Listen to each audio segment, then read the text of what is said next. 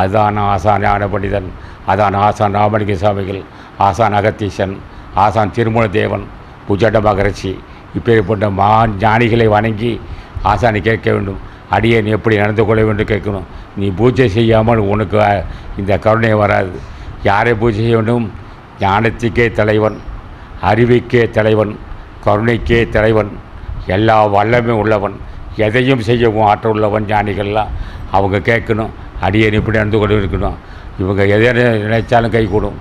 ஞானிகள் மட்டும் எதை விரும்பினாலும் கைகூடும். இந்த சங்கத்துக்கு என்ன எவ்வளோ பெருமைன்னு கேட்டான்.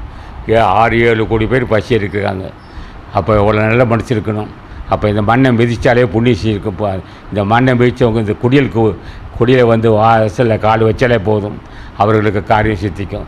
காரணம் இந்த பசி ஆட்டக்கூடிய பண்பு இருக்கிறதா தான். ஆக பசி ஆட்டக்கூடிய எண்ணம் இருந்தால் தான் இந்த சங்கம் இந்த அளவுக்கு வந்திருக்கு. ஆக நீங்களெல்லாம்